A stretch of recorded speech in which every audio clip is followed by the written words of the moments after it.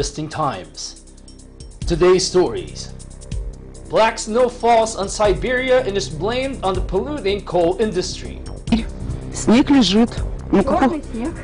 Central African educational farm develops innovative techniques. Il y a donc du Nîmes, de l'artémésien. Young people gather again for the climate in Paris.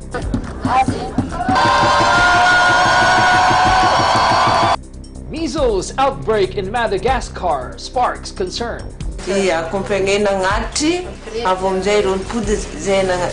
SpaceX Dragon spacecraft docks at ISS. You can hear the cheers from Your Highness at Democratic Republic of Congo minister visits Ebola treatment center after an attack. Tous ceux-là qui sont en train de mener ces actes, ce sont des actes à caractère terroriste. In Galapagos, young giant tortoises are set free. A border wall exists in Arizona, and not all agree it works.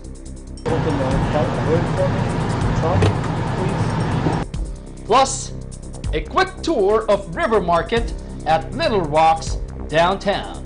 And today we'll explore the fun things to see and do at the River Market District.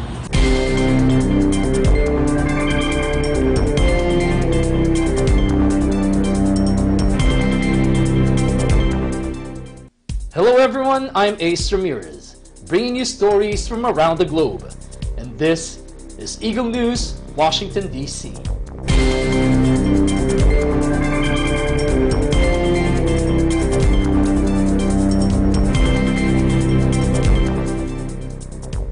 Black snow covers the Russian city of Kiselyovsk. A number of towns in the industrial Kemerovo region of Siberia have been coated in snow laced with coal dust, prompting the regional governor to temporarily close a coal processing plant he accused of killing residents.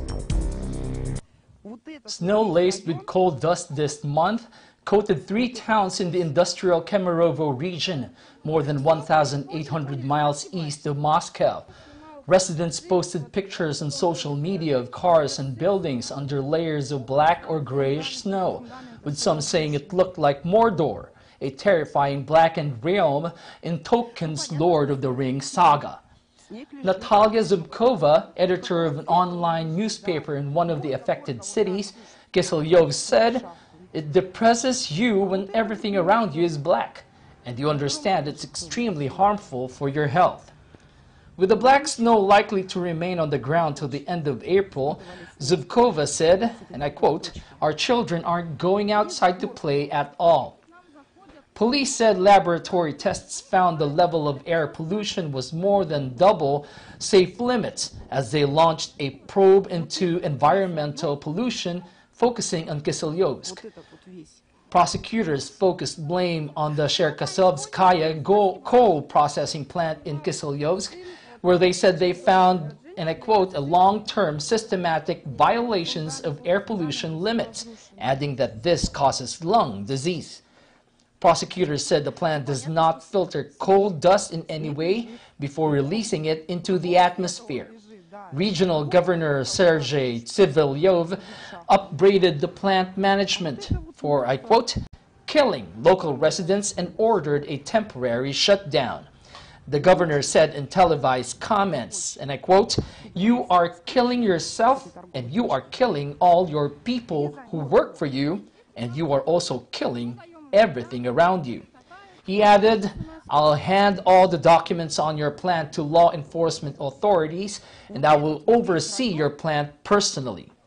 The region where the black snow fell is part of Russia's vast Kuzbass coal field, one of the largest in the world, which also has many highly polluting metallurgical plants.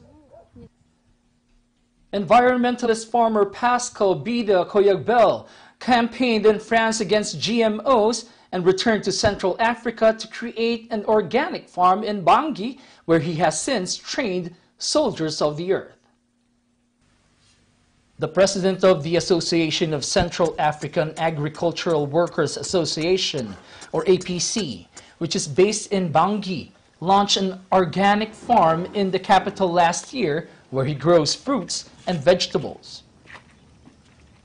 Hein, il y a donc du Nîmes, de l'artémésien et aussi une autre plante qui vient du pays pygmée. Et ça, c'est un secret maison. Et puis il y a une mixture qui est initiée et ça donne lieu à cet engrais magique. Ça veut dire que si notre tomate arrive à assimiler les vertus de l'artémésien et du Nîmes, et donc on aurait une tomate qui sera anticancérigène, antipaludéenne. Et donc en même temps, nos produits, nos fruits seraient le meilleur médicament qui soit.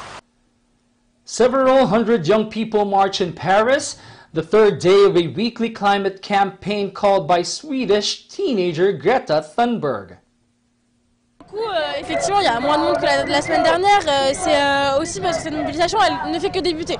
On est en pleine vacances scolaires. Forcément, c'est plus compliqué d'avoir un maximum de monde dans la rue. Et surtout, c'est que des prémices pour le 15 mars. L'objectif, quand même, c'est qu'on ait un maximum de monde dans la rue le 15, puisque c'est une date internationale. Donc là, l'objectif de ces dates hebdomadaires, c'est surtout de continuer à mettre la pression, de continuer à montrer au gouvernement que les jeunes y sont mobilisés et mobilisés pour un réel changement sur la politique climatique mise en œuvre.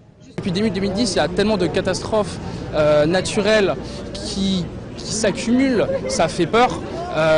On voit que maintenant que la température, elle a vraiment, on ressent ce réchauffement climatique et donc vraiment on se dit, ben voilà, en 2050, ce sera nous qui aurons 50 ans, ce sera nous qui prendrons tout ça en plein dans le visage. Donc il faut qu'on agisse maintenant pour limiter au maximum les effets du dérèglement climatique.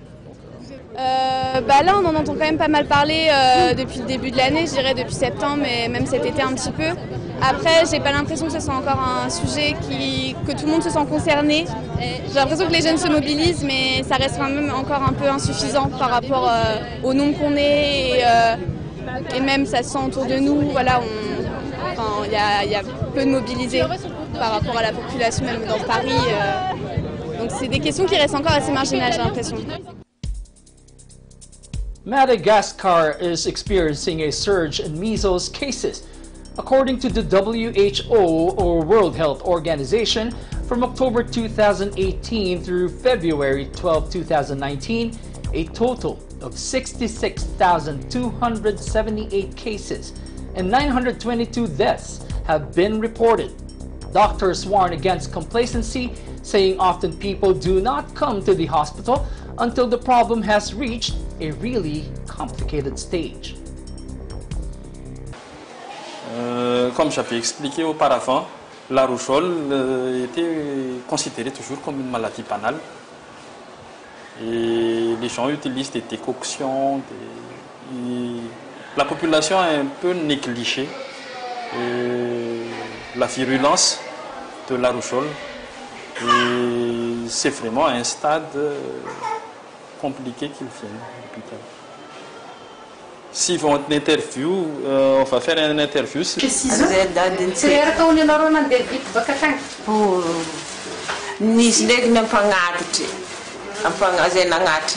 a des accompagnateurs. Il y a accompagné nangati, avant de poudre zénatatifou ampangati ndek bukaka match tonda ngurare pakeno yoko ya na ndek nangati bukaka mtani. Alors qu'est-ce qu'elle dit? Oui. Vous expliquez ça? Oui. Il est souvent dit que la malnutrition fait le lit de la rougeole. Et les cas les plus graves de rougeole sont souvent rapportés chez des enfants qui sont malnutris. Et la rougeole aussi, de par son évolution, peut... The United Nations Children's Agency said Friday just 10 countries were responsible for 3/4 of a global surge in measles cases last year, including one of the world's richest nations, France. 98 countries reported more cases of measles in 2018 compared with 2017, and the world body warned that conflict, complacency, and the growing anti-vaccine movement threatened to undo decades of work to tame the disease. Henrietta Fore, Executive Director of UNICEF, said, and I quote, "This is a wake-up call. We have a safe, effective, and inexpensive vaccine against a highly contagious disease, a vaccine that saved almost 1 million lives every year over the last 2 decades. These cases haven't happened overnight, just as the serious outbreaks we are seeing today took hold in 2018. Lack of action today will have disastrous consequences for children tomorrow. Measles is more contagious than tuberculosis or Ebola, yet it is eminently preventable with a vaccine that costs pennies. But the World Health Organization last year said cases worldwide had soared nearly 50% in 2018, killing around 136,000 people. Ukraine, the Philippines, and Brazil saw the largest year-on-year increases. In Ukraine alone, there were 35,120 cases, nearly 30,000 more than in 2017. Brazil saw 10,262 cases in 2018 after having none at all the year before, while the Philippines reported 15,599 cases last year compared to 2,407 in 2017. Taken together, the 10 nations accounting for 75% of the increase from 2017 to 2018 account for only a tenth of the global population.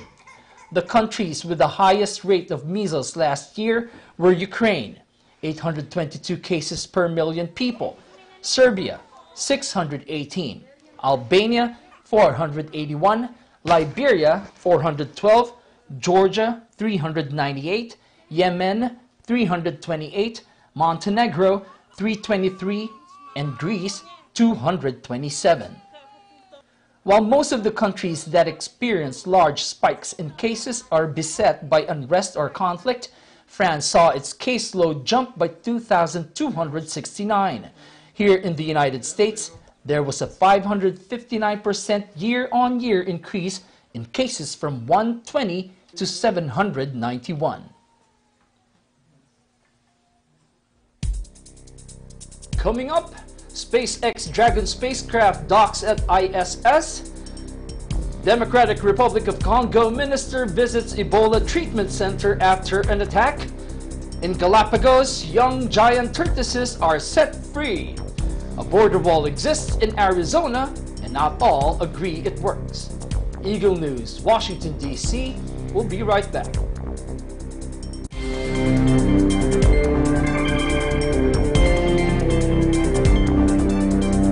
Pep News, Linggo, alas 4 hanggang alas 5 ng hapon.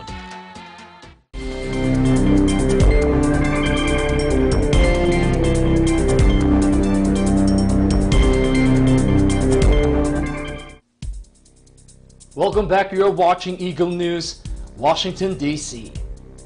NASA and SpaceX confirmed during a live broadcast of the mission, SpaceX's new Dragon capsule successfully docked on the International Space Station on Sunday.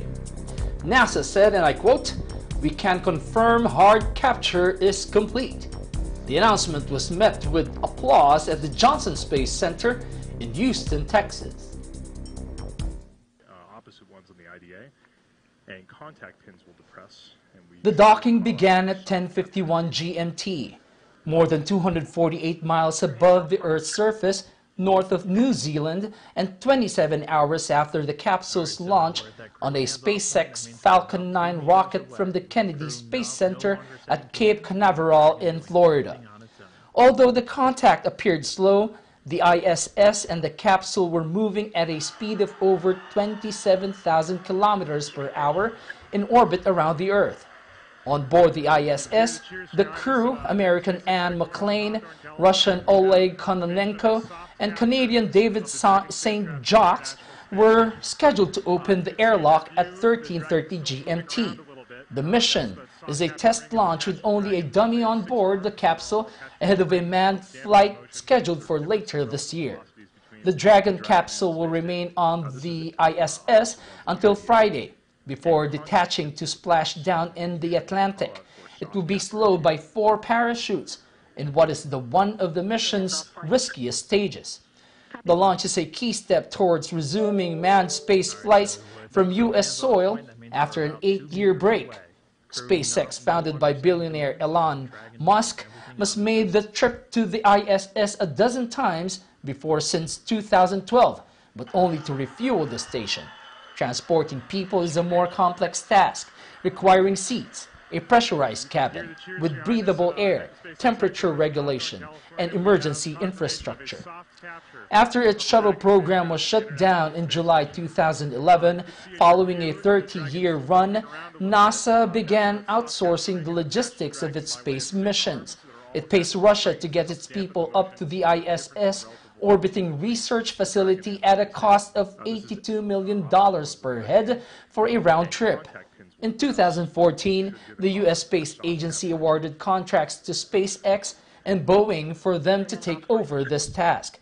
In SpaceX cases, NASA has agreed to pay $2.6 billion for 6 round trips to the ISS. The switch from NASA owning spacecraft to paying private firms for a service was initiated under former President Barack Obama, but due to development delays, has come to fruition under U.S. President Donald Trump. Trump tweeted Saturday evening, and I quote, "We've got NASA rocking again. Great activity and success. Congrats to SpaceX and all." Democratic Republic of Congo's health minister visits the site of an attack on a MSF Ebola treatment center in Butembo, in the eastern part of the country, the epicenter of the epidemic. Tous ceux-là qui sont en train de mener ces actes, ce sont des actes à caractère terroriste parce qu'ils sont en train de cibler des sites identifiés. L'état actuel, il y en a de ceux-là, les seuls malades commencent à s'identifier, eux-mêmes commencent à appeler la coordination pour revenir et être encadrés par la coordination de la riposte. Les équipes de la riposte sont ici pour donner le meilleur d'eux-mêmes pour éviter à la population une grande fatigue. Officials said conservationists have released 155 giant tortoises on an island in the Galapagos to help replace a similar species that died out 150 years ago. The Galapagos National Park Service announced the young tortoises of the breed Chelonoidis hudensis were set free on Santa Fe Island.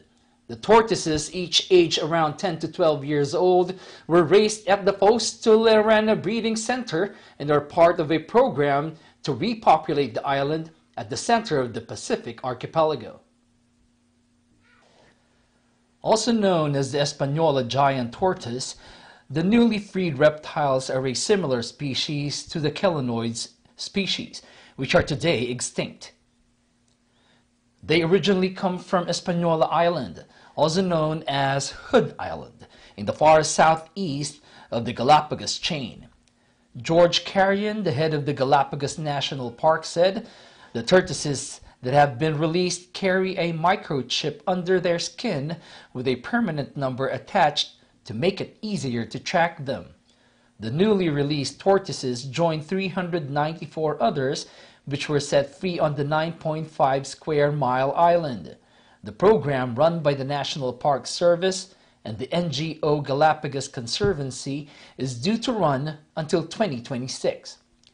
Carrion said the giant tortoises are engineers of the ecosystem because they help spread vegetation in their natural habitat. Washington Tapia, in charge of Galapagos Conservancy's Giant Turtle Project, said the first of the creatures was released onto the island in 2015. He said the animals are between 10 and 12 years old and should start to reproduce in the next 5 to 7 years. Located some 600 miles off the coast of South America, the islands belong to Ecuador and are classified as a UNESCO World Heritage Site. The islands are best known for their unique flora and fauna. However, in the 19th century, their population was devastated by sailors who used them as storable fresh meat on long ocean voyages, and by invasive rats, cats, and ants which ate their eggs. Last week, conservationists announced they had discovered a giant tortoise from a species thought to have become extinct more than a century ago.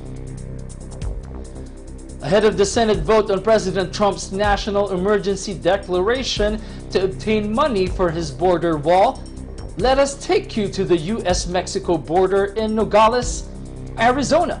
Here, a border wall already exists, with some parts of it reinforced with concertina wire, while some law enforcement officials say it works as a deterrent.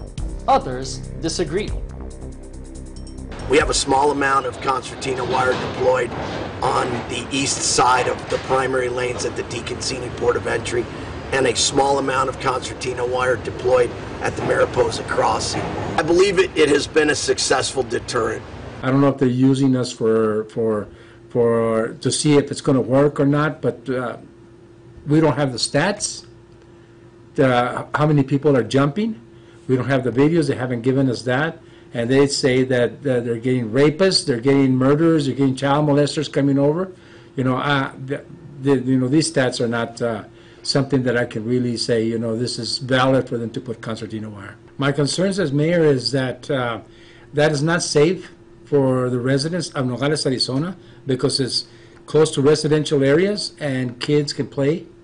And then my concerns are also for our first responders, the police and fire department. In case something happens, it's going to be very hard for them to go in there and rescue somebody. The U.S. House of Representatives dealt a blow to President Donald Trump on Tuesday, approving a resolution blocking him from obtaining funding for a Mexican border wall through his declaration of a national emergency.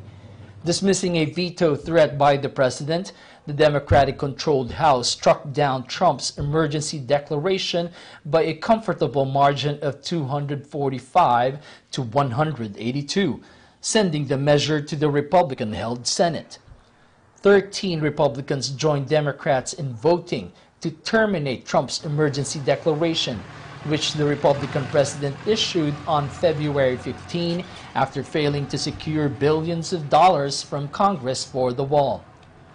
The emergency declaration would allow Trump to find funding for the Mexican border wall, his signature campaign promise, from other sources, notably the Pentagon budget for military construction projects. The president has threatened to veto the resolution if it passes both the 435-member House and the 100-seat Senate, where Republicans hold a 53-47 edge and its prospects are uncertain.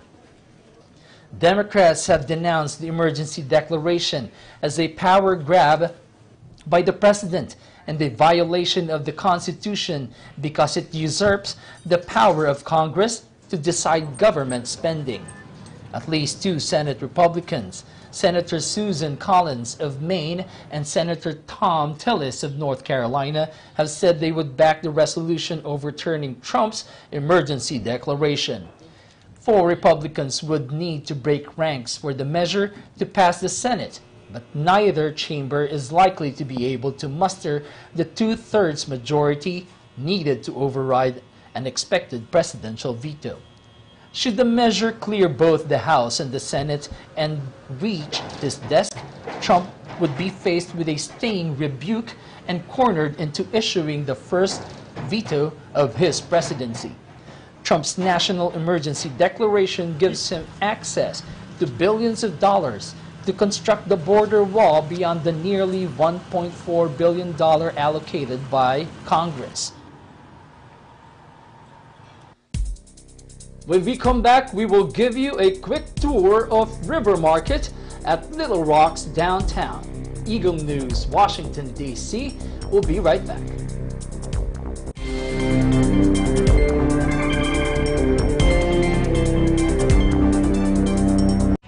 Letters and music, Lunes hanggang Biyernes, 1:00 hanggang 2:00 ng hapon.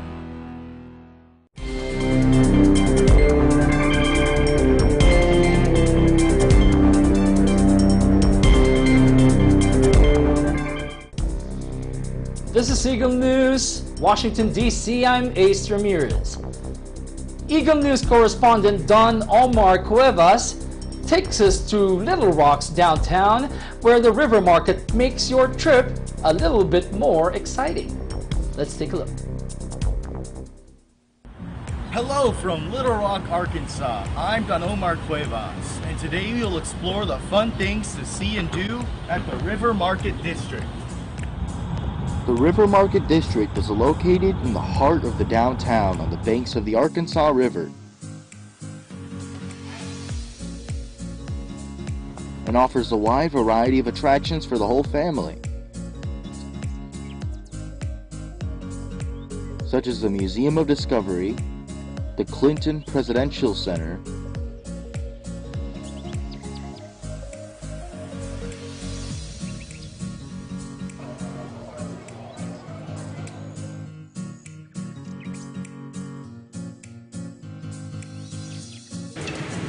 a multitude of restaurants, art galleries, live music amphitheaters, Riverfront Park,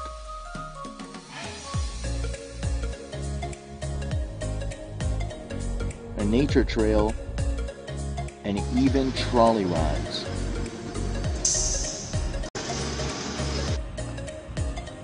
There are a variety of places to shop inside the River Market. Here you can find handmade crafts, souvenirs, local goods, snacks, and more.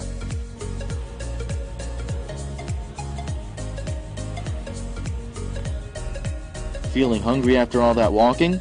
Then be sure to check out the eateries at Market Hall, where you can find cuisines from many different cultures such as Japan, China, the Middle East, and more.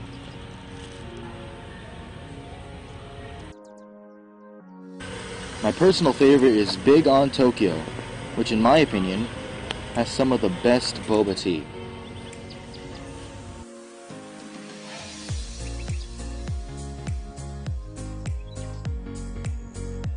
Needing to unwind after all the excitement? The Junction Bridge provides a quiet place to relax, meditate, and drink in the view of the Arkansas River.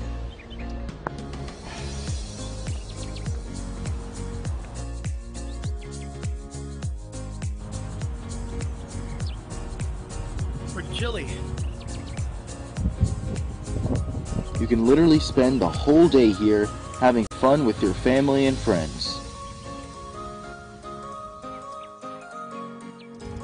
Reporting from the River Market District in Little Rock, Arkansas, I'm Don Omar Cuevas, and I am 1 with 25.